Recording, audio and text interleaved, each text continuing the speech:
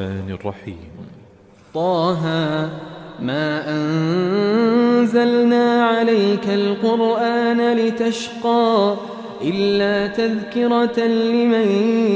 يخشى تنزيلا ممن خلق الأرض والسماوات العلا الرحمن على العرش استوى له ما في السماوات وما في الأرض وما بينهما وما تحت الثرى وإن تجهر بالقول فإنه يعلم السر وأخفى الله لا إله إلا هو له الأسماء الحسنى وهل أتاك حديث موسى إذ رأى نارا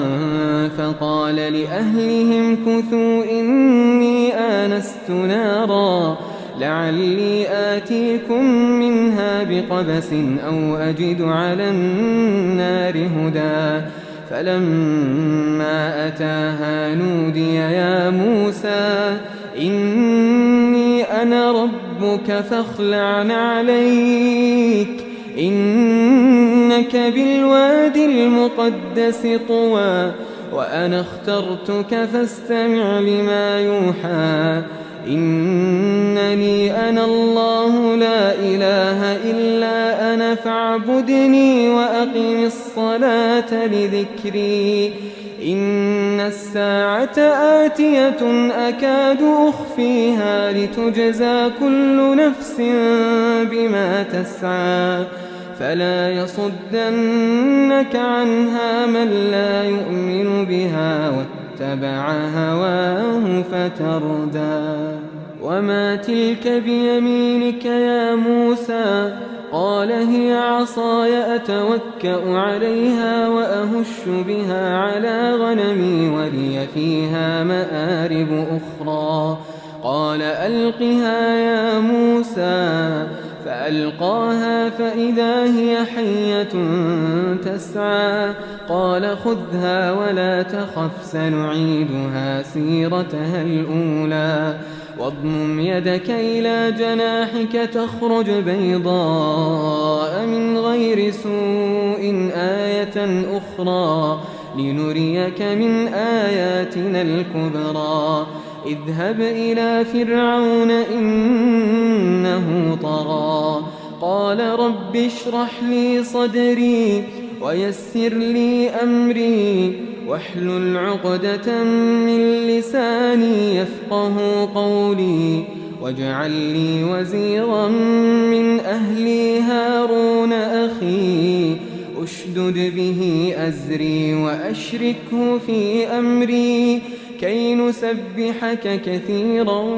ونذكرك كثيرا إنك كنت بنا بصيرا قال قد أوتيت سؤلك يا موسى ولقد مننا عليك مرة أخرى إذ أوحينا إلى أمك ما يوحى أن اقذفيه في التابوت فاقذفيه في اليم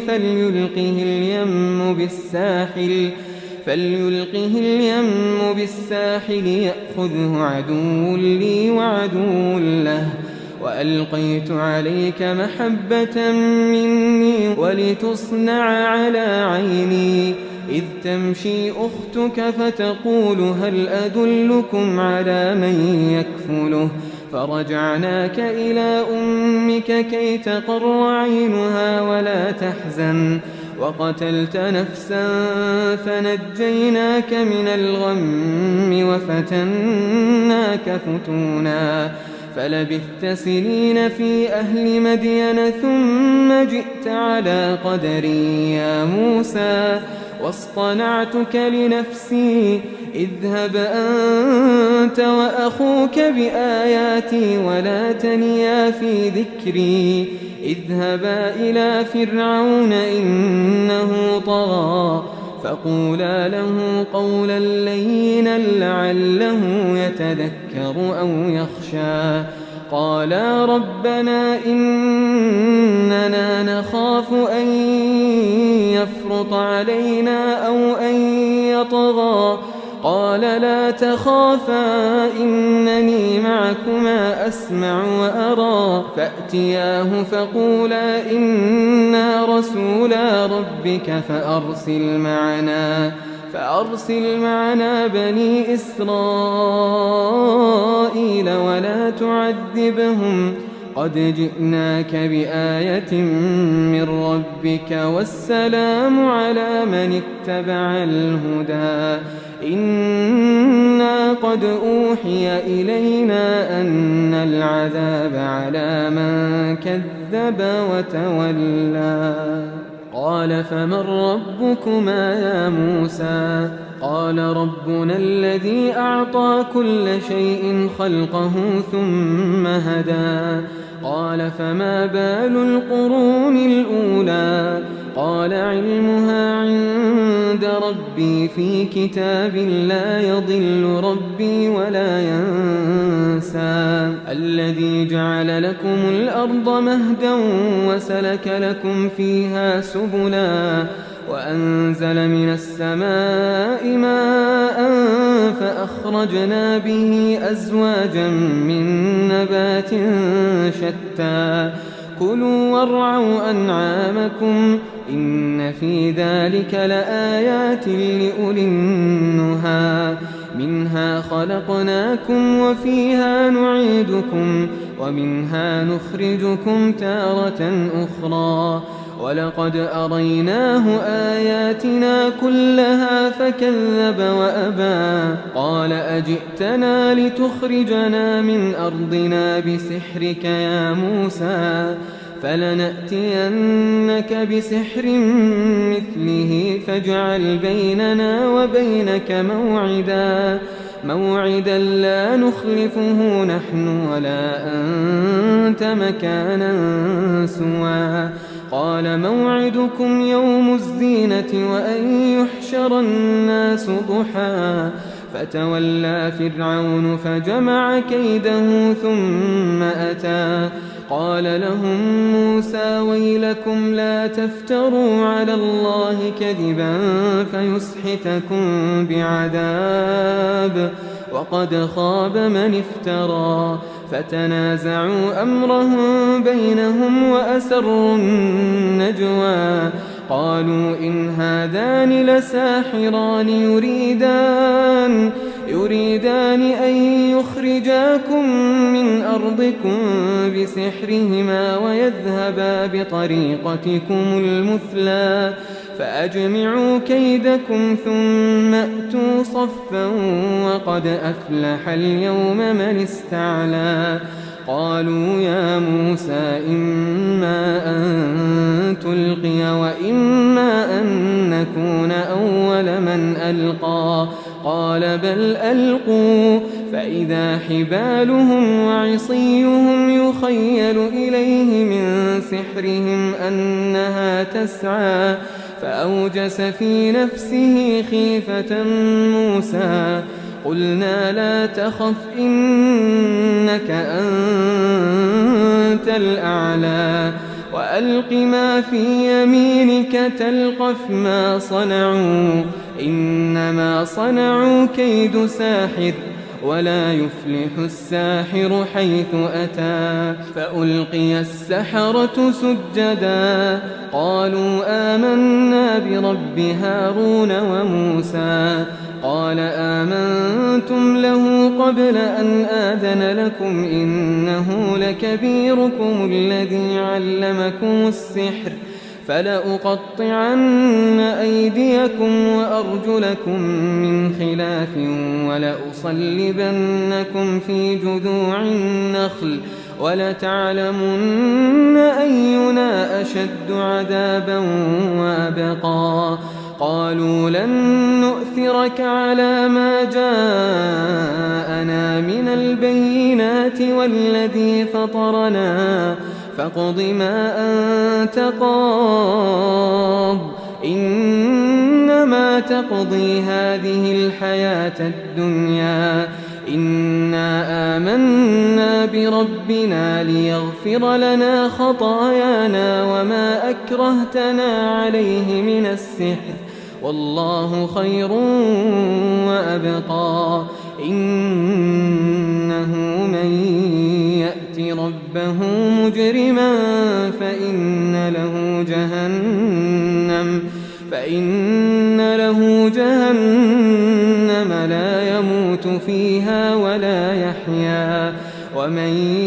يأته مؤمنا قد عمل الصالحات فأولئك لهم الدرجات العلى جنات عدن تجري من تحتها الأنهار خالدين فيها وذلك جزاء من تزكى ولقد أوحينا إلى موسى أن أسر بعبادي فاضرب لهم طريقا في البحر يبسا لا تخاف دركا ولا تخشى فأتبعهم فرعون بجنوده فغشيهم من اليم ما غشيهم وأضل فرعون قومه وما هدى يا بني إسرائيل قد أنجيناكم من عدوكم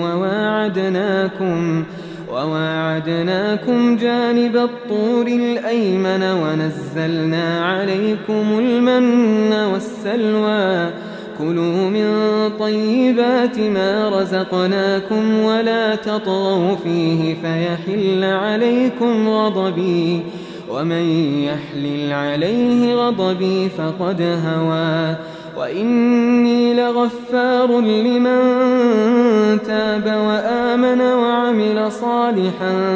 ثم اهتدى وما أعجلك عن قومك يا موسى قال هم أولئك على أثري وعجلت إليك رب لترضى قال فإنا قد فتنا قومك من بعدك وأضلهم السامري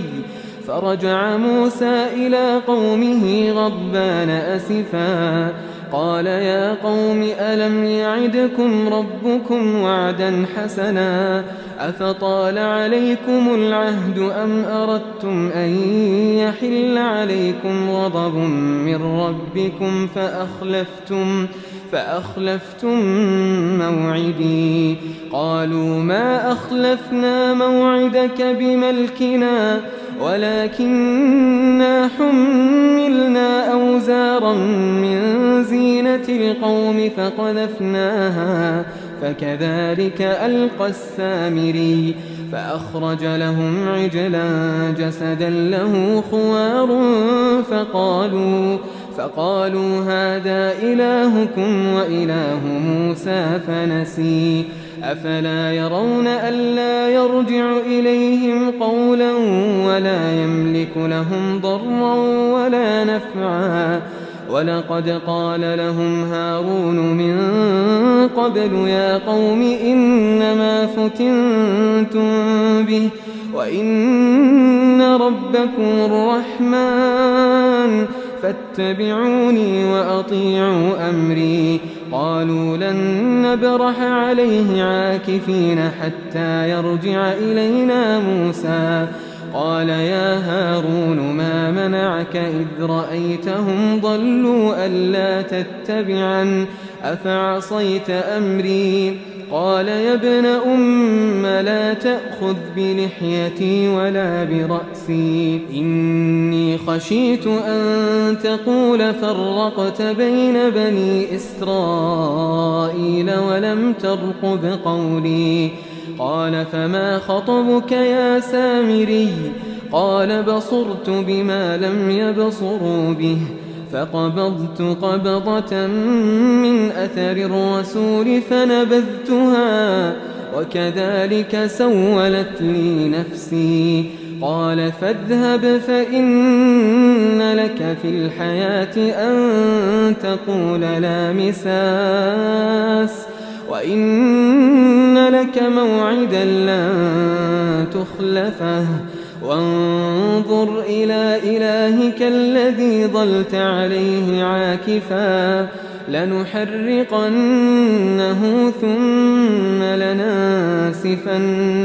في اليم نسفا إنما إلهكم الله الذي لا إله إلا هو وسع كل شيء علما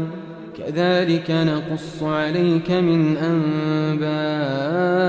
ما قد سبق وقد آتيناك من لدنا ذكرا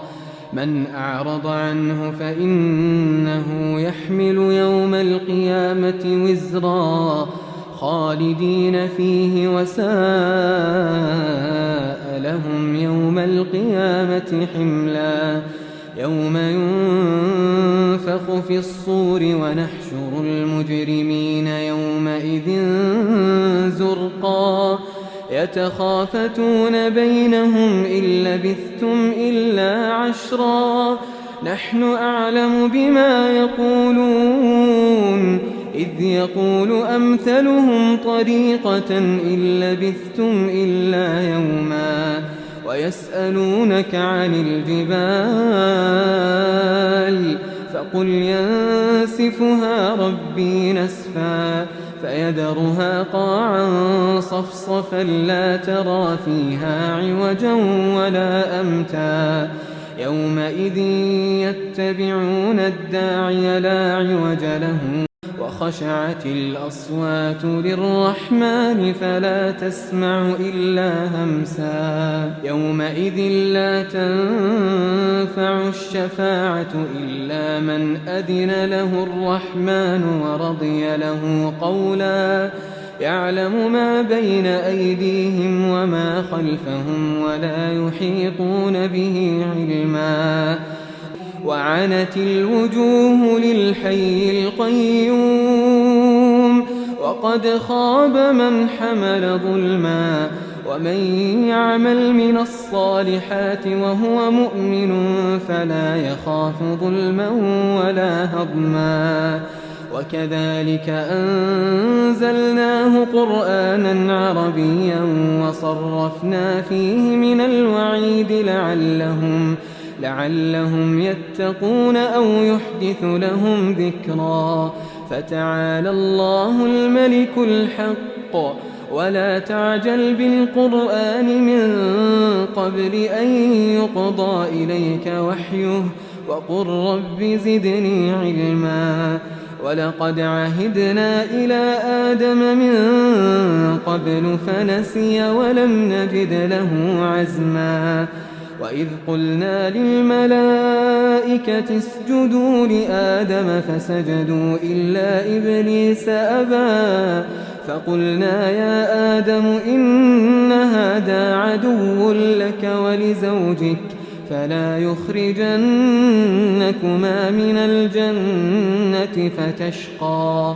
إن لك ألا تجوع فيها ولا تعرى وأنك لا تظمأ فيها ولا تضحى فوسوس إليه الشيطان قال يا آدم هل أدلك على شجرة الخلد وملك لا يبلى فأكلا منها فبدت لهما سوآتهما وطفقا يخصفان عليهما من ورق الجنة وعصى آدم ربه فغوى ثم اجتباه ربه فتاب عليه وهدى قال اهبطا منها جميعا بعضكم لبعض عدو